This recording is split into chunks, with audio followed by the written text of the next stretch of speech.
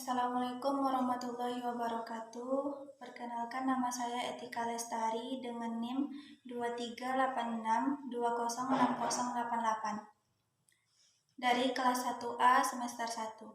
Dosen pengampu Putri Hana MPD, mata kuliah Bahasa Indonesia.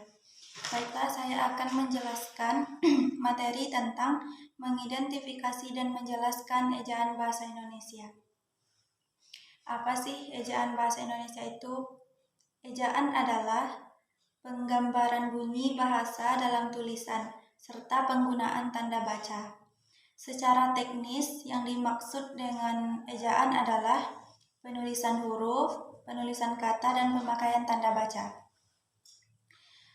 Menurut Suryanto, ejaan adalah ilmu yang mempelajari bagaimana ucapan atau apa yang dilisankan oleh seseorang ditulis dengan perantara lambang-lambang atau gambar-gambar bunyi.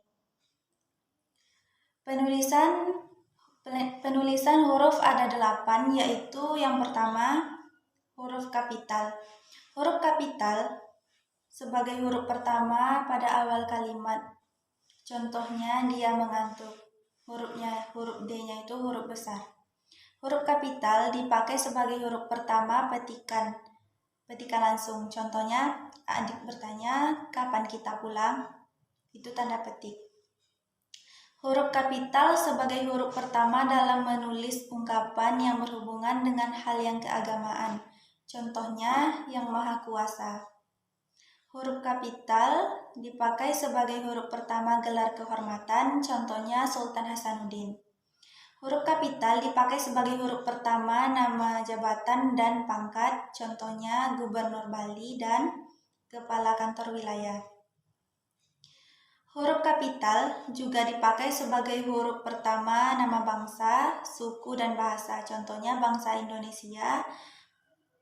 Pada huruf I Indonesianya itu huruf besar, dan suku Banjar pada huruf B di Banjarnya itu huruf besar, dan bahasa Prancis di P-nya itu huruf besar atau huruf kapital.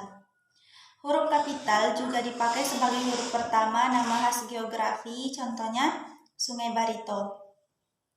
Nah, huruf kapital dipakai sebagai huruf pertama nama resmi badan atau lembaga pemerintahan. Contohnya Majelis Permusyawaratan Rakyat. Huruf kapital juga dipakai sebagai singkatan nama, gelar, dan sapaan, contohnya DR, MA, SH, SDR, dan sebagainya. Huruf kapital juga dipakai sebagai huruf pertama kata ganti, yang kedua yaitu kata ganti Anda diri sendiri. Contohnya, tahukah Anda tentang kabar itu? Nah, penulisan huruf yang kedua yaitu huruf miring.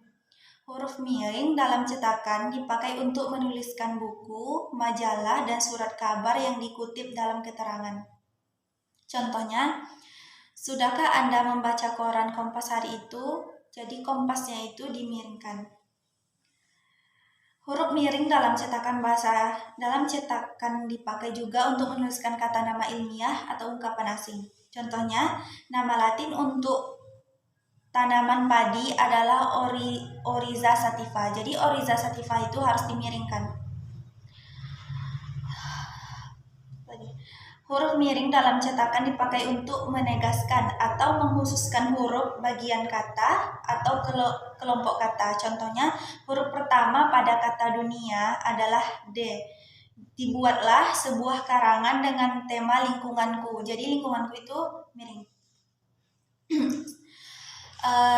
Penulisan kata yang ketiga yaitu huruf abjad, yang keempat huruf vokal, yang kelima huruf konsonan, yang keenam huruf diftong, yang ketujuh gabungan huruf konsonan, yang kedelapan huruf tebal. Selanjutnya yaitu penulisan kata. Penulisan kata adalah proses atau cara menulis yang mempertimbangkan unsur bahasa yang diucapkan atau dituliskan sebagai wujud kesatuan persamaan dan perasaan dalam pikiran. Penulisan kata tersebut yaitu ada 11. Yang pertama, penulisan kata dasar. Contohnya, kamus itu sangat berat. Yang kedua, kata berimbuhan. Isme contohnya berkesinambungan. Yang ketiga, penulisan dalam bentuk ulang. Penulisan dalam bentuk ulang maksudnya menggunakan tanda hubung, contohnya kupu-kupu. Di tengahnya ada tanda hubung. Yang keempat,